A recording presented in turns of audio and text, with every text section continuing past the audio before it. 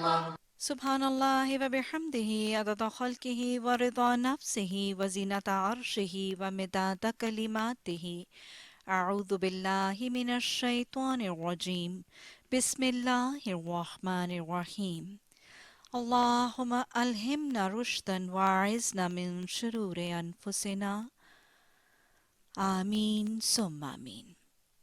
السلام علیکم ورحمۃ اللہ وبرکاتہ۔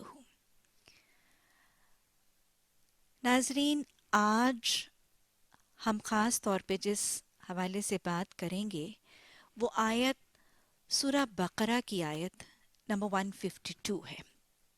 سورہ بقرہ قرآن کی وہ سورت جس کے حوالے سے اللہ سبحانہ تعالیٰ نے فرمایا کہ ہر چیز کی ایک کوہان ہوتی ہے، اور قرآن کی کوہان ہے سورہ بقرہ، اور اس میں ایک آیت ہے جو تمام آیتوں کی سردار ہے، اور یہ آیت ہے آیت الکرسی۔ اور سورہ بقرہ ہی کے حوالے سے آپ صلی اللہ علیہ وسلم نے فرمایا، دو صورتوں سورہ البقرہ اور سورہ ال عمران کے حوالے سے آپ نے فرمایا الزہراوین، یعنی دو چمکنے والی صورتیں، الزہراوین، ان کو پڑھا کرو کیونکہ قیامت کے دن یہ اس حال میں آئیں گی جیسے دو سائبان، دو بادبان، دو پرندوں کے جھنڈ، اور یہ اپنے پڑھنے والوں کے حق میں سفارش اور جھگڑا کریں گی۔ اور اسی طرح آپ صلی اللہ علیہ وسلم نے سورہ بقرہ کے حوالے سے فرمایا اس کو حاصل کرنا باعث برکت ہے اور اس کو چھوڑ دینا باعث حسرت ہے۔ تو اللہ سبحانہ تعالی ہمیں سورہ بقرہ کے احکامات کو پڑھنے، سیکھنے، سمجھنے اور سب سے بڑھ کر اپنی زندگی کے خاکوں میں اس کے ساتھ رنگ بھرنے کی توفیق عطا فرمائے۔ اللہ سبحانہ تعالیٰ سورہ بقرہ کی اس آیت میں فرما رہے ہیں، ایک حکم دے رہے ہیں، اور پھر اس حکم سے ملنے والا ایک فائدہ اور اس کا ایک فیض جو ہے وہ بھی قاری قرآن کو سمجھا رہے ہیں۔ حکم کیا ہے؟ فَاذْكُرُونِی، فائدہ کیا ہے؟ اذکرکم، فَاذْكُرُونِی، اے قاری قرآن، اے صاحب ایمان، تم کیا کیا کرو؟ پس تم میرا ذکر کیا کرو۔ اللہ سبحانہ تعالیٰ آیت میں حکم دے رہے ہیں قاری قرآن کو، مومن کو، ذکر الہی کا، کہ تم میرا ذکر کیا کرو۔ ذکر کا مطلب ذکرہ کا مطلب ایک تو یاد کرنا ہے، یاد کرنا، یاد دہانی رکھنا، اور ذکرہ کا مطلب ہے تذکرہ کرنا، ٹو مینشن۔ تو گویا اللہ سبحانہ تعالیٰ حکم کیا دے رہے ہیں کہ تم مجھے یاد رکھا کرو، اپنے دلوں میں میری یاد بسا لیا کرو، اور اپنی زبانوں میں میرا ذکر اور اپنی زبانوں پر میری تسبیحات کے تذکرے جاری رکھا کرو۔ ذکر الہی کا حکم ہے۔ یاد رکھیے گا، اللہ کا ذکر اور ذکر الہی اللہ سبحانہ تعالیٰ کا ایک بہت پسندیدہ اور ایک بہت ہی افضل عمل ہے اللہ سبحانہ تعالیٰ کے ہاں، ایک عبادت کی حالت ہے، اور مومن کے لیے اللہ سبحانہ تعالیٰ نے اس حالت کا صرف حکم ہی نہیں، مومن کے لیے اس حالت کو پسند بھی فرمایا ہے۔ اور یہاں تک کہ اللہ سبحانہ تعالیٰ کو قرآن ہی میں اللہ فرماتے ہیں وَلَا تَكُن مِّنَ الْغَافِلِينَ، کہ دیکھو تم غافلوں میں سے نہ ہو جانا، کہ کہیں ایسا نہ ہو کہ تمہارا دل میری یاد سے غافل ہو جائے، تمہارے لب، تمہارے ہونٹ میرے ذکر اور میرے تذکروں سے، میری تسبیحات سے غافل ہو جائیں۔ وَلَا تَكُن مِّنَ الْغَافِلِينَ۔ تو اللہ سبحانہ تعالیٰ کی یہ تاکید فَاذْكُرُونِی اور یہ امر وَلَا تَكُن مِّنَ الْغَافِلِينَ متحرک بنا نبی صلی اللہ علیہ وسلم کی نماز کے بعد کی اس دعا کا۔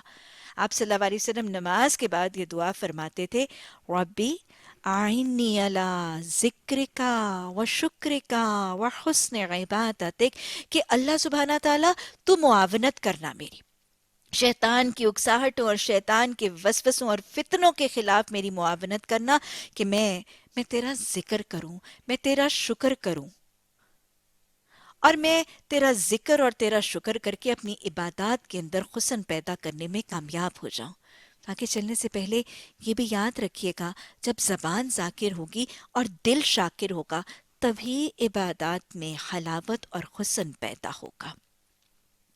اور آپ صلی اللہ علیہ وسلم سے صحابہ اکرام نے قرآن کی ایک آیت کے نازل ہونے کے بعد ایک سوال بھی کیا، قرآن کی آیت نازل ہوئی اور اس میں فرمایا گیا وَالَّذِينَ يَكْنِزُونَ الذَّهَبَ وَالْفِضَّةَ فَبَشِّرْهُم بِعَذَابٍ أَلِيمٍ کہ وہ لوگ جو سونے چاندی کے ڈھیر خرچ کرتے ہیں وَلَا يُنْفِقُونَهَا فِي سَبِيلِ اللَّهِ اور اس کو اللہ کے راستے میں خرچ نہیں کرتے، ان کو کیا کرو؟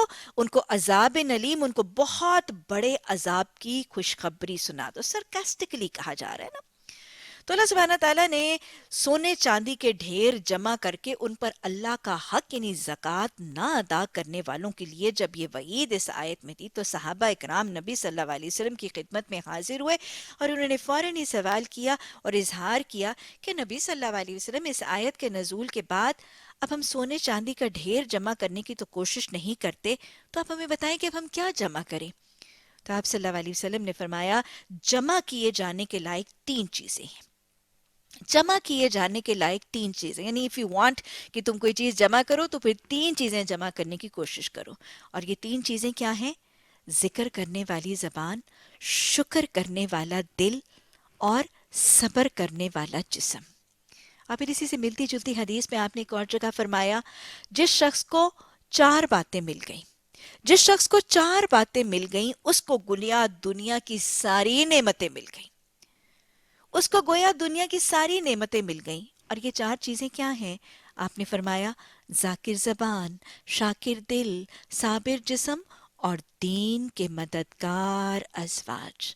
اللہ سبحانہ تعالیٰ یہ چاروں نعمتیں ہمیں، ہمارے ازواج کو اور اللہ سبحانہ تعالیٰ ہماری اولادوں اور ذریتوں کو یہ چاروں نعمتیں نواز دے.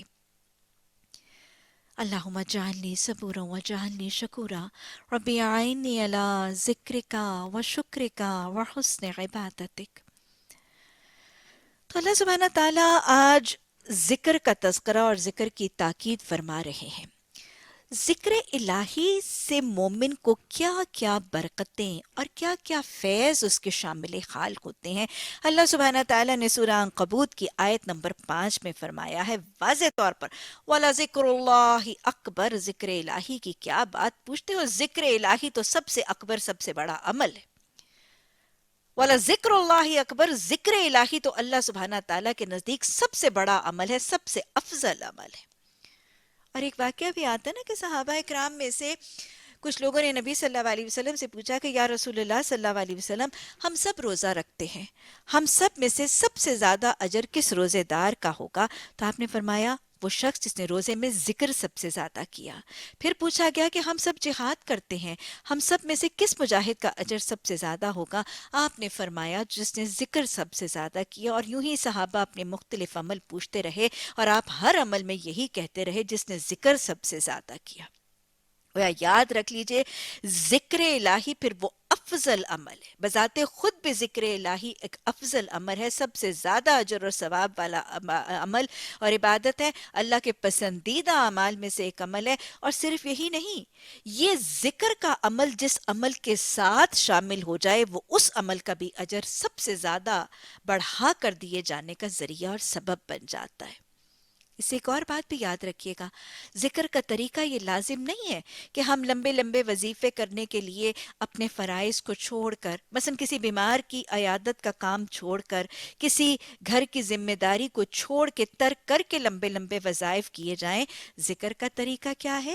چلتے پھرتے اٹھتے بیٹھتے جب ہمارے جسم کے اعضاء اور ہمارے جسم کا ایک ایک حصہ ہماری زندگی کے فرائض ادا کر رہا ہے، اللہ کے بندوں کے حقوق اور خدمت کر رہا ہے، اس وقت ہماری زبان ذکر الہی سے تر اور مصروف عمل ہے. یہی ذکر کا بہترین طریقہ ہے. اور یہ یاد رکھیے گا ایسا شخص جو اپنے معمولات زندگی میں ذکر کرتا رہتا ہے اس کو ان معمولات کے اعمال کا اجر بھی سب سے زیادہ بڑھا کر دیا جائے گا. یہ اللہ کا ذکر کتنی زیادہ بڑی بات ہے. اللہ سبحانہ تعالیٰ ایک اور آج ہی کی آیت میں مثلا اگر آپ دیکھیں تو کتنی بڑی بات ہے، فَاذْكُرُونِي أَذْكُرْكُمْ. کتنا بڑا عمل ہے کہ تم جب اللہ کا ذکر کرو گے تو وہ اللہ اکبر، وہ سب سے بڑا رب تمہارا ذکر کرے گا. یہ ہے ذکر الہی کی بڑائی اور اس کی عظمت. تم اللہ کا ذکر کرو گے تو وہ عظیم رب تمہارا ذکر کرے گا. یہ ہے اس کی بڑائی، تم اللہ کے ہاں مذکور ہو جاؤ گے.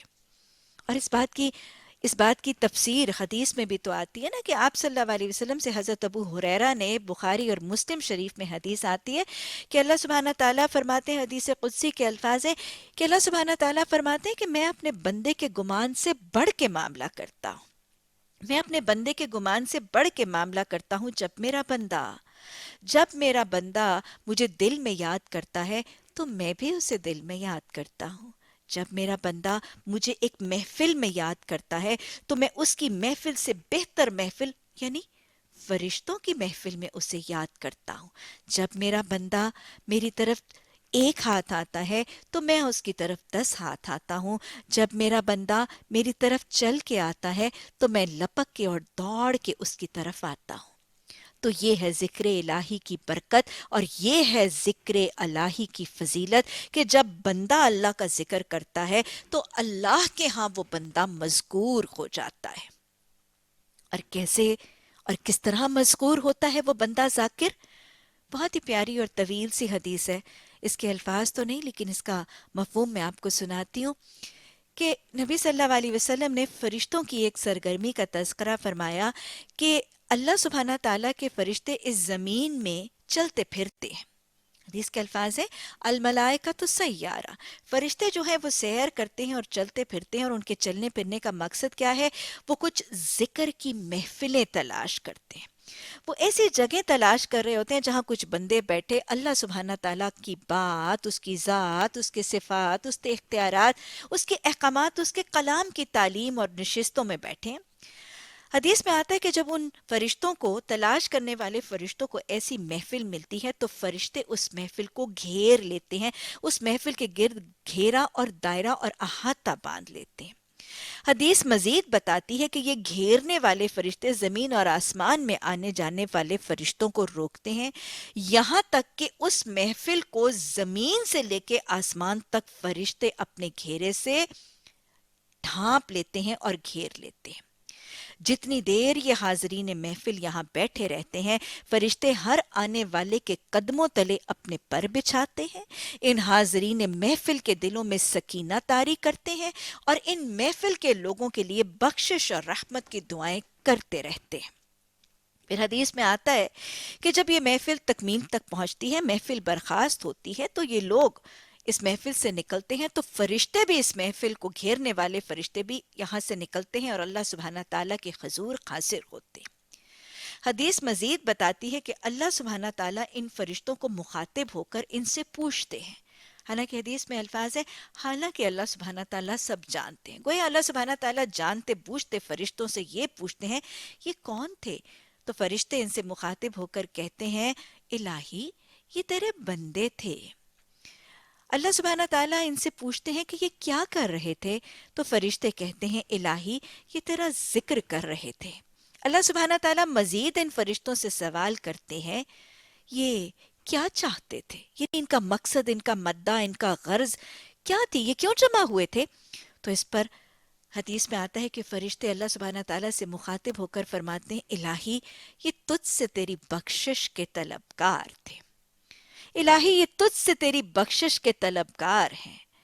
حدیث مبارکہ کے الفاظ ہیں کہ اللہ سبحانہ تعالیٰ ان فرشتوں کو مخاطب ہو کر فرماتے ہیں مجھے میرے جلال کی قسم ان سب کو میں نے ان کے اٹھنے سے پہلے بخش دیا۔ یہ ہے ذکر الہی کی برکت اور یہ ہے ذکر الہی کے فیوز کہ ذکر اور دین اور قرآن کی تعلیم اور تدریس کی محفلوں کے شامل ہونے والوں کے حق میں اللہ سبحانہ تعالیٰ اس سے بہتر محفل فرشتوں کی محفل میں یہ اعلان فرما دیتے ہیں کہ ان کے اٹھنے سے پہلے ان کے گناہ میں نے بخش دی۔ اللہ سبحانہ تعالیٰ ہمیں بھی ان خوش نصیبوں کی صف میں شامل فرما دے۔ اللہ ہم ذکر کی، قرآن کی، حدیث کی تعلیم کی محفل اور نشستوں میں شامل ہوتے ہیں، اللہ ان کی توفیق اور ثابت قدمیاں بھی عطا فرما دے۔ اور اللہ جب ہم ان محفلوں میں شامل ہوتے ہیں، جو سیکھتے ہیں، سکھاتے ہیں، اللہ اس کو ہمارے حق میں قبول بھی فرما لینا، اور اللہ ہمارے اٹھنے سے پہلے ہمارے گناہوں کو بخش بھی دینا۔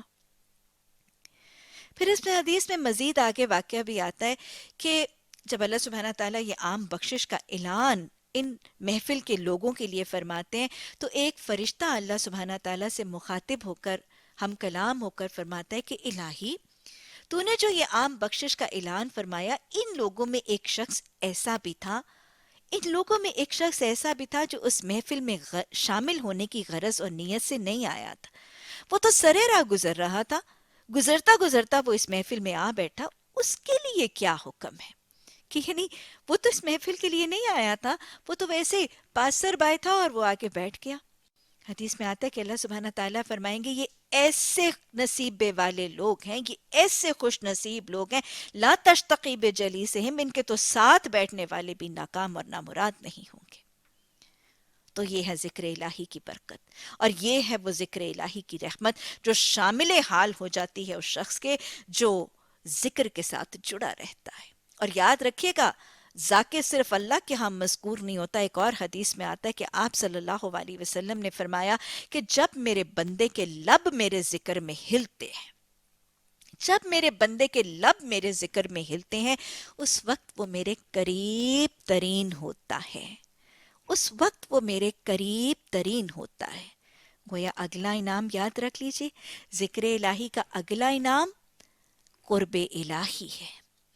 اور یاد رکھیے گا وہ شخص جو جس کا ذکر اللہ کے ہاں ہو، جس کو اللہ بخشش کے پروانے دے، جس کو اللہ کا قرب ملے گا، جو افضل عمل کرے گا، جو رحمان کے قریب ہو جائے گا، انشاءاللہ وہ شیطان سے ضرور محفوظ ہو جائے گا۔ اور حدیث بھی بتاتی ہے، آپ صلی اللہ علیہ وسلم نے فرمایا ہر انسان کے دل کے دو حصے ہیں، ہر انسان کے دل کے دو حصے ہیں، ایک حصے میں اس کا شیطان اور دوسرے حصے میں اس کا فرشتہ رہتا ہے۔ جب وہ شخص اپنی زبان سے ذکر کرتا ہے، اللہ کو یاد کرتا ہے، تسبیحات کرتا ہے، تو اس کا شیطان وہاں سے بھاگ جاتا ہے۔ اور جب وہ ذکر کو ترک کرتا ہے یا چھوڑتا ہے ذکر کے سلسلہ، تو وہ شیطان اپنے دل کے حصے پر واپس آتا ہے، آہستہ سے اپنی چونچ رکھ کے اس شخص کے دل میں ایک وسوسہ ڈال دیتا ہے۔ اور یاد رکھیے گا شیطان کو اختیار صرف وسوسہ ڈالنے کا ہی، اور یہ بھی یاد رکھیے گا کہ شیطان وسوسہ کس کا ڈالے گا؟ کوئی خیر اور بھلائی اور نیکی کے کام کا نہیں، گناہ کے کام ہی کا وسوسہ ڈالے گا۔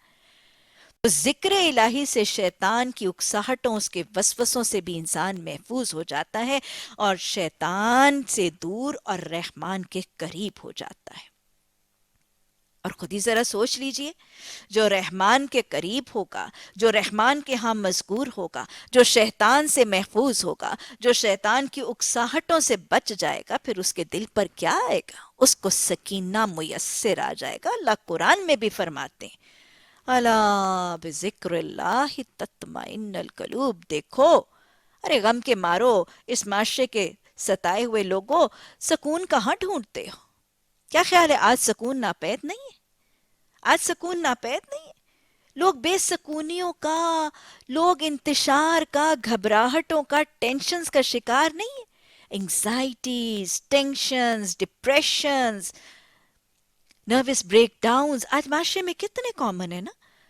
کوئی کوئی اچھے سے اچھا لباس پہن کے سکون پانے کی کوشش کر رہا ہے، کوئی بڑے سے بڑا گھر بنا کے پرسکون ہونے کی کوشش کر رہا ہے، کوئی بڑے سے بڑی خوب سے خوب تر گاڑی خرید کر پرسکون اور مطمئن ہونے کی کوشش کر رہا ہے، اور کوئی کچھ نہیں تو جائیدادیں اور نقدیاں اور سونے چاندی کے ڈھیر سمیٹ سمیٹ کے پرسکون ہونے کی کوشش کر رہا ہے، اور کوئی کچھ بھی نہیں تو ٹرینکولائزرز اور سیڈیٹیوز اور ریلیکسنس اور ہپنوٹکس کے گولیوں کے پھکے مار مار کے سونے اور سکون کی کوشش کر رہے ہیں۔ لیکن اللہ نے فرما دیا سکون کہاں ڈھونڈتے ہو؟ سکون قلب تمہیں اللہ کے ذکر میں ملے گا۔ اللہ کا ذکر کرو، اللہ کو یاد رکھو، زبان پر ذکر طاری رکھو، ذکر کی محفلوں کے ساتھ جڑے رکھو، وہیں پہ تمہیں سکون ملے گا، وہیں پہ تمہیں سکینہ قلب کا ملے گا۔ اور ساتھ ہی اللہ سبحانہ تعالیٰ نے وارن بھی کر دیا، جہاں ذکر کے ساتھ سکون ملے گا، وہاں ذکر کی کمی، کوتاہی اور غفلت سے بے سکونیاں بھی ملیں گی۔ اللہ نے قرآن میں فرمایا وَمَنْ أَعْرِضْ عَنْ ذِكْرِي، جو میرے ذکر سے اعراض کرے گا، وَمَنْ أَعْرِضْ عَنْ ذِكْرِي فَإِنَّ لَهُ مَعِيشَةً ضَنْكًا، دیکھو جو میرے ذکر سے اعراض کرے گا، منہ موڑے گا، اس کے دل میں میری یاد نہیں رہے گی، اس کی زبان پر میری تسبیحات اور ذکر اور تذکرے نہیں رہیں گے، وہ میری نعمتوں کو یاد نہیں کرے گا، وہ میری نوازشوں کو یاد نہیں کرے گا، وہ میری قدرت، میرے کمالات کو بھول جائے گا، فراموش کر دے گا، تو پھر میں کیا دوں گا؟ پھر میں اس کا سکون اس سے چھین کر اس سے زندگی گزارنے کا طریقہ اس کا تنگ کر دوں گا، اس کی معیشت اس کے لیے تنگ کر دوں گا، اس کی زندگی گزارنی دھوبر ہو جائے گی، اجیرن ہو جائے گی، مشکل ہو جائے گی اس شخص کی زندگی۔ اور کیا خیال ہے یہ آج نظر نہیں آتا؟ کیا خیال ہے یہ آج نظر نہیں آتا؟ آج سب کی زندگی، آج سب کی زندگی اجیرن ہے، آج سب ایک دوسرے سے تنگ ہیں، بیزار ہیں، اولادیں ماں باپ سے تنگ ہیں، ماں باپ اولادوں سے تنگ ہیں، ملازم اپنے آقا سے تنگ ہے اور مالک اپنے ملازموں سے تنگ ہے، بیوی شوہر سے تنگ ہے، شوہر بیوی سے تنگ ہے، حاکم محکوموں سے تنگ ہے، محکوم حاکموں سے تنگ ہے۔ کیا ایک ٹوٹل بیزاری، ایک ٹوٹل تنگی، ہر چیز ہونے کے باوجود آپ گھروں میں دیکھتے ہیں، کئی گھر ایسے آپ کو نظر آئیں گے، کھانا ہے، پینا ہے، رزق ہے، گاڑیاں ہیں، سواریاں ہیں، سونے ہیں، چاندی ہیں، جائیدادیں ہیں، لیکن زندگی سے بیزار ہیں، اچاٹ ہیں، تنگ ہیں۔ کیوں؟ کیونکہ ذکر سے دوری ہے، اللہ کی یاد بھلا دی، وَلَا تَكُمْ مِنَ الْغَافِلِينَ کا حکم بھلا دیا۔ لوگ غافل ہیں، نمازوں سے غافل ہیں، قرآن کے تعلق سے غافل ہیں، تسبیحات زبانوں پر جاری نہیں ہے۔ اللہ سبحانہ تعالیٰ یہ نسخے ہمیں سمجھنے اور لوگوں کو سمجھانے کی توفیق عطا فرما۔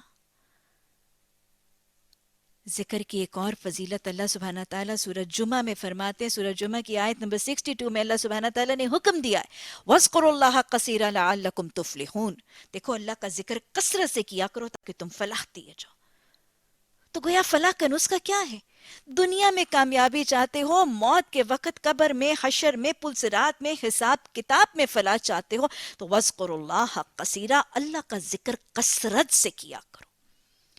خود بھی زبان پر ذکر جاری رکھنا اور ذکر کی محفلوں کے ساتھ جڑ جانا، یہ فلاح کا نسخہ ہے۔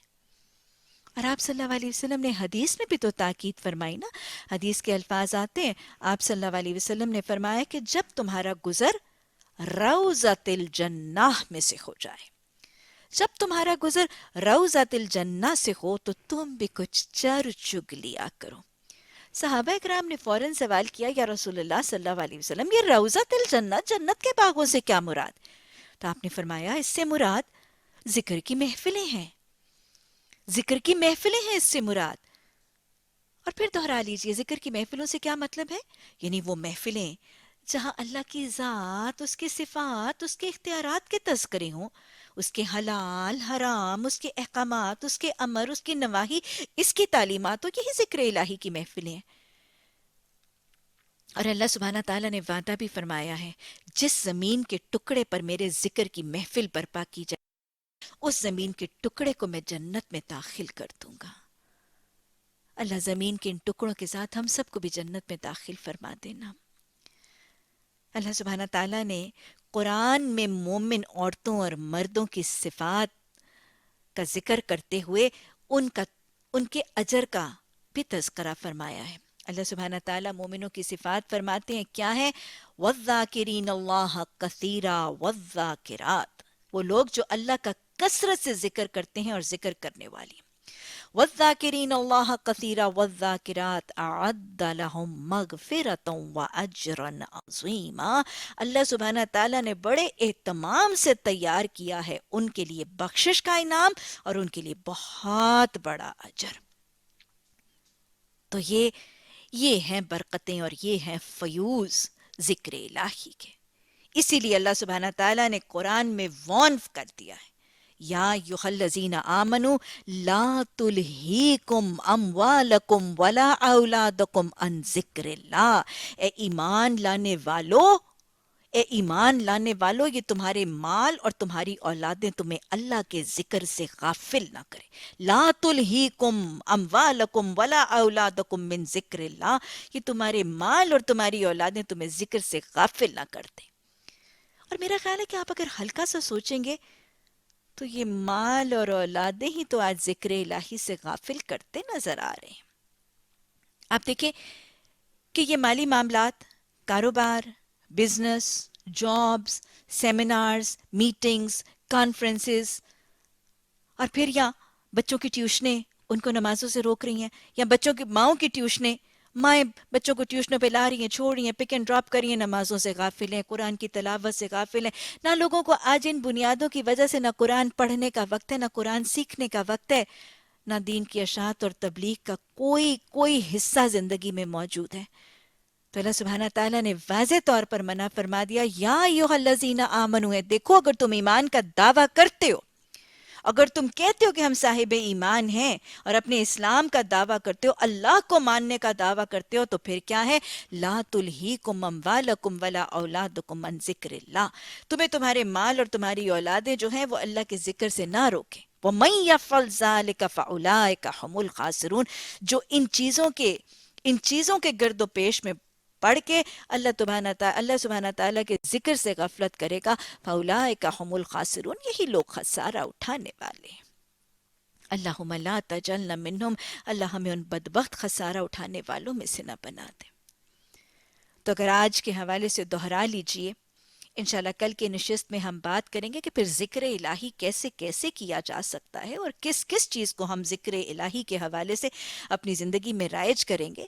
تو اپنی بات کو تکمیل تک پہنچانے سے پہلے آج پھر دہرا لیجئے کہ ذکر الہی سے ملنے والی برکتیں اور فیوز کیا ہے. یعنی جب ہم ذکر کریں گے تو ہمیں اس سے کیا کیا فائدے میسر آئیں گے. ذکر کرنے والا افضل عمل اور افضل عبادت کرتا ہے.